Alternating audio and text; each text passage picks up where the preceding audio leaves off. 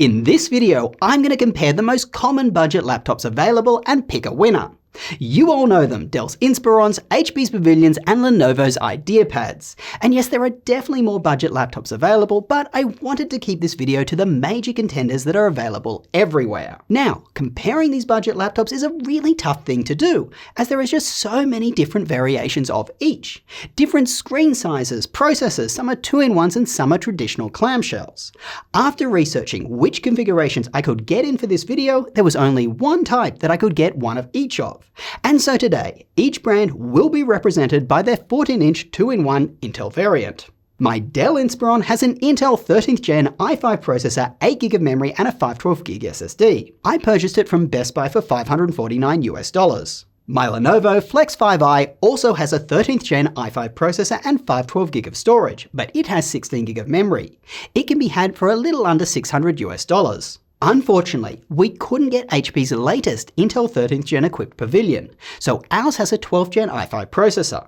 But HP has informed me that everything else about this laptop is the same for this year's model other than that Intel 13th Gen processor. Our Pavilion has 8GB of memory and 512GB of storage, and I purchased it from Best Buy for $480 US. Alright, there are a couple of very noticeable areas where manufacturers just cheap out for their budget laptops. They put in bad screens, less comfortable keyboards and trackpads, the chassis are lower quality, and they have slower ports. So, we're going to jump straight in and look at those things first. When it comes to the displays, the Inspiron and IdeaPad both support a more modern 16:10 aspect ratio and a slightly higher 1920x1200 resolution display. This will allow you to see more information for applications that go down the page, like websites. The Pavilion, on the other hand, has a legacy 16:9 aspect ratio and a 1920x1080 display. All laptops support a max 60Hz resolution, and all the displays have equally poor color reproduction. I would definitely not recommend these laptops for anything that needs color accuracy like photo editing. But the biggest difference between the displays is the brightness. The Flex 5 was the brightest at a little over 300 nits, which to be honest is still not that bright. 300 nits is really the minimum you'd want for indoor use. The Inspiron was a touch dimmer, a little under 300 nits, and the Pavilion though was very dim, close to 250. Due to the Pavilion's dim display and 16:9 aspect ratio, I was not able to see a lot of content on screen without needing to squint. In my test, where I open Excel and see how many rows I can comfortably see, it was only 31. In terms of the keyboard, the only one that I'd classify as good was the IdeaPads. It felt like typing on a normal keyboard of a far more expensive laptop. Keys just felt precise. The Pavilion's keyboard was okay. Keys have a bit of travel and were noticeably clicky, but typing just didn't feel as tight as it did on the IdeaPad. The Pavilion does have a dedicated home, page up, down, and end key, which some folks will definitely like. Sometimes I do complain about non-standard keyboard layouts like this one, but that's when manufacturers move the right arrow key. My muscle memory always expects that key to be bottom right. In this case, the right arrow is where it should be, so I'm good. The critical issue though with the Pavilion's keyboard is the lack of a backlight, so this keyboard will be very hard to use in the dark. HP does mention that you can get an upgraded model with a backlight. I really think that this is just a must if you are considering this laptop. Switching to the Inspiron's keyboard, it didn't feel that comfortable to me. It felt noticeably low travel and you just needed too much pressure for my taste. In full transparency, the first Inspiron unit that we got had a shift key that would become physically stuck. After checking the reviews on Best Buy and Dell and seeing no one else reported this, we bought another and the shift key worked fine. The trackpads all worked well enough. However, the IdeaPads definitely felt the best.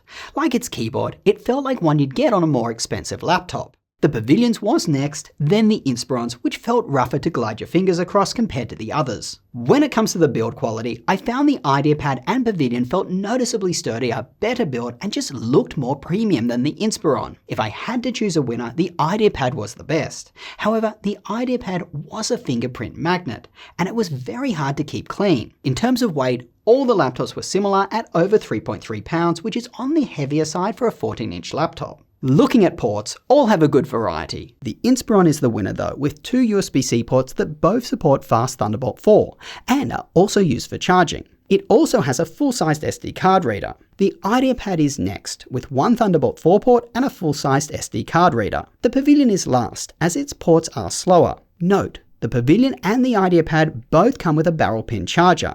This is just a bit legacy as far as I'm concerned. I find it's really nice to get a USB-C charger with a laptop, as you can also use it to charge other devices. The sound from the Pavilion speakers is good when you have it on a desk. It gets loud and has a vibrant soundstage, but it doesn't have a lot of bass. When you lift it off the desk though, it no longer has something to bounce the sound off, so the volume drops a lot.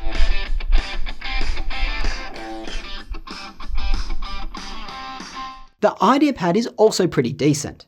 The sound from the Inspiron though was just flat and lifeless in comparison to the other two. By the way, I want to ding HP on its ridiculous Bang & Olufsen audio partnership. Bang & Olufsen speakers are very expensive and high-end. I doubt these speakers were manufactured anywhere near an actual Bang & Olufsen facility.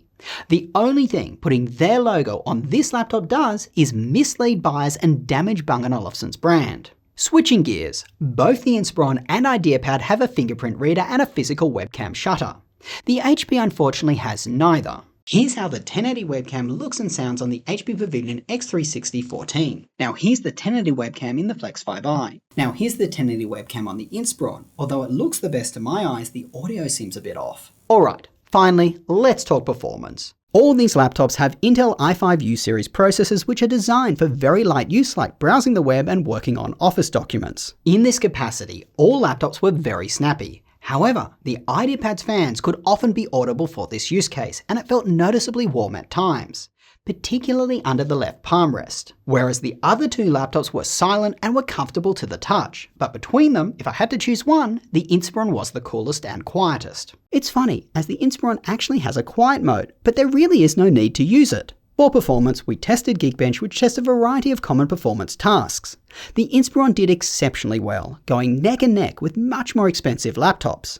The only laptops that beat it were the MacBook Air with M2 and the Asus ZenBook 14X, which has an Intel H-series processor. The IdeaPad was next and the Pavilion last. Please note, the Pavilion does have last year's processor. If you do get one with an Intel 13th gen, I would expect the gap to be narrower, although it probably won't be as fast as the IdeaPad and unlikely to be anywhere near as fast as the Inspiron. In Cinebench, which tests the performance when the laptop is maxed out. Similar story. Inspiron first by a significant amount, then IdeaPad, then Pavilion. When we turn to power draw, you can see why the Inspiron performs so well. It can draw nearly 60 watts. The Pavilion, which performs worse, doesn't draw more than 40. Switching gears to look at how the laptops feel to the touch when under sustained max load. The Inspiron did really well, although it did have the loudest fan noise for this use case. The Pavilion, on the other hand, had surprisingly loud fan noise for how poorly it performed. Going back to the temperatures you'd feel when the laptops are under full load, the IdeaPad's high temperatures are amplified. It gets extremely hot.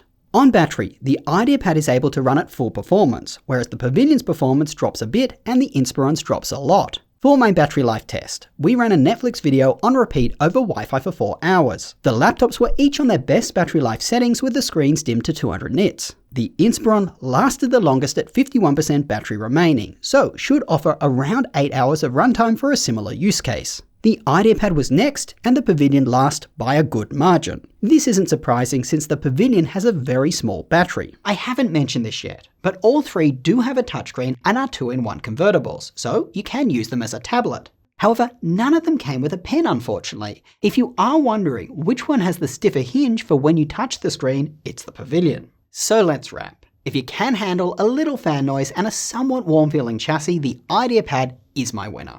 For the most part, it just feels like you're buying a more premium laptop. Well, aside from the terrible color reproduction of the screen. If you can't handle some fan noise and some warmth from the chassis, you should buy the Inspiron. With regards to the Pavilion, although I absolutely did enjoy using it, it just has too many deal breakers. Its screen is extremely dim. It has a 16:9 aspect ratio, poor battery life, and it doesn't have a backlit keyboard. But, if you can find a higher tier laptop for a similar price like Lenovo's own Yoga 9i or the even better Asus ZenBook 14X, definitely get one of those. They are much better than these laptops. That's all I got for you. Links to the best prices that I can find for these laptops will be down in the description below the video. If you do want me to do a follow-up, larger best budget laptop video featuring even more laptops, then let me know with a comment down below as to which laptop you'd like to have included. And show your support by sharing one of my videos. I'd greatly appreciate it, and so would my mother. Till next time, go do something awesome with your day, and I will catch you later.